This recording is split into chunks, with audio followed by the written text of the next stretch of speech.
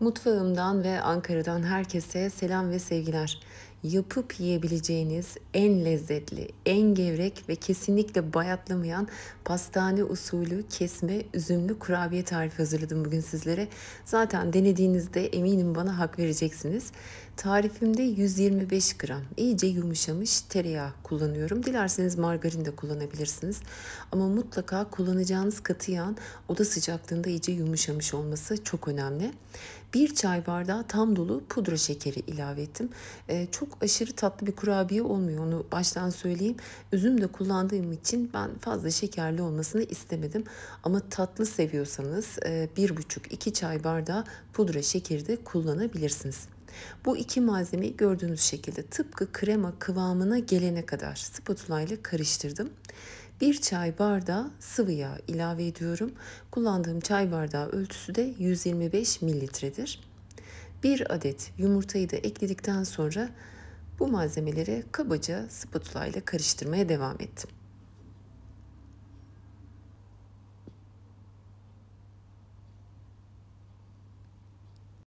Yarım çay bardağı nişasta ilave ediyorum. Buğday ya da mısır nişastası, elinizde hangisi varsa onu kullanabilirsiniz, hiç fark etmez.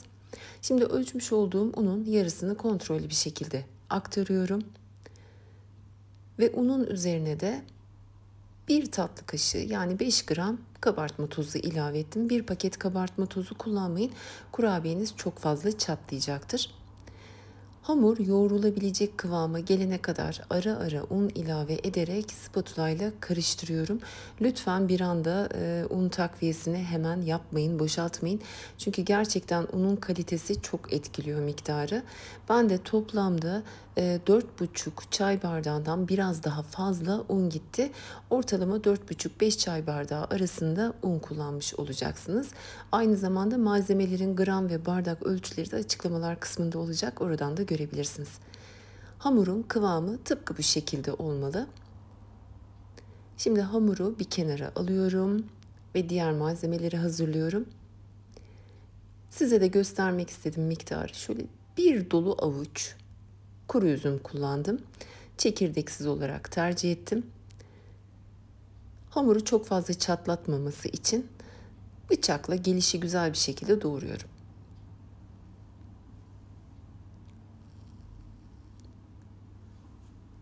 Yine bir avuç kadar da ceviz kullanıyorum. Dilerseniz fındık da kullanabilirsiniz, kullanmayabilirsiniz cevizi. Cevizi de yine aynı şekilde bıçakla iri kıyım olacak şekilde doğradım. Rondoda parçalamanızı pek tavsiye etmem. Biraz dişe dokunursa gayet güzel olacaktır. Doğramış olduğum ceviz ve üzümü hamuruma ekleyip yoğurduktan sonra bir parça limon kabuğu rendesi ilave ettim. Gerçekten çok güzel bir aroma veriyor. Ama tabii ki çok abartmayın. Çeyrek bir limon kabuğu kadar düşünebilirsiniz miktarı. Dileyenler portakal kabuğu da kullanabilir. Kurabiye hamurunu hazırladım. Şimdi şekillendirme aşamasına geçerken burada sizlere önemli ayrıntılardan bahsetmek istiyorum. Lütfen atlamadan izleyin. Gördüğünüz gibi kurabiye hamurunda katı yağ olarak sadece tereyağı kullandım. Tereyağı kurabiye hamurlarında sadece kullanıldığında daha kırılgan bir kıvama getirir. Yani şekil vermek biraz daha zorlaşır. Bunu önlemek için çoğunlukla 1-2 yemek kaşığı yoğurt eklenebilir. Ama ben yoğurdu özellikle kullanmadım. Çünkü ilerleyen günlerde kurabiyemin yumuşamasını, bayatlamasını istemiyorum. Şekil verirken de rulo haline getirmeye çalışmıyorum. Şimdi sizlere onu göstereceğim. Eğer kolay şekil vereyim istiyorsanız 1-2 yemek kaşığı yoğurt ekleyebilirsiniz. Ya da margarin kullanabilirsiniz. Margarinle çok daha rahat bir şekilde rulo haline gelecektir. Ben hamurdan küçük bir parça koparttım özellikle sizlere gösterebilmek için. Ve rulo yapmadan gördüğünüz gibi hamurun üstüne, yanlarına bastırarak uzattım. Böyle kısa küçük bir dikdörtgen haline getirdim. Ve kenarları da aşağı doğru özellikle indiriyorum. Keserken hamur dağılmasın, parçalanmasın. Buna dikkat edin. Üzeri için bir adet yumurta sarısına 1-2 damla pekmez damlatıyorum. Çok fazla değil. Eğer elinizde pekmez yoksa bir tutam kadar Kakao da ekleyebilirsiniz. Aynı işlemi görecektir. Fırında pişerken üzeri nar gibi kızaracaktır böylelikle. Tepsiye dizmeden üzerine yumurta sarısını sürüyorum.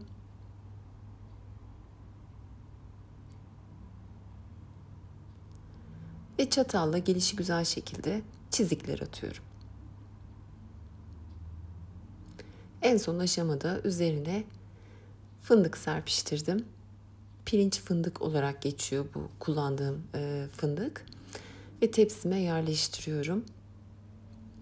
Yine aynı şekilde sizlere daha büyük bir hamur parçasını da gösteriyorum. Bakın, rulo yapmaya çalışmıyorum. Hamuru üstten bastırıyorum, kenarlardan uzatıyorum. Böylelikle boyu da uzamış oluyor. Ve kenar kısımlarını da böyle aşağı doğru indiriyorum. Boşluk kalmaması için. Çünkü kalan boşluklarda kurabiyeyi keserken dağılacaktır, parçalanacaktır. Ama sanmayın ki piştiğinde dağılıp parçalanma gibi bir durum olacak. Öyle bir şey yok. Çok güzel bir görüntüde pişmiş oluyor. Üzerine yumurta sarısı sürüp tekrar çatalla çizikler attıktan sonra bolca iri kıyım fındık serpiştiriyorum ve tepsime yerleştiriyorum.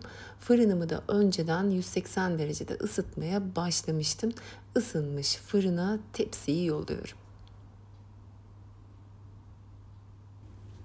Altı üstü güzelce kızarana kadar pişirdim. Beyaz bırakmayın lütfen, buna dikkat edin. Gerçekten çok güzel ve çok lezzetli bir kurabiye oluyor. Denemenizi çok isterim. Ben zaten gevrek, bayatlamayan, uzun vadede saklanılabilen kurabiyeleri çok seviyorum. Şimdi sizlere iç dokusunu da yakından göstermek istiyorum.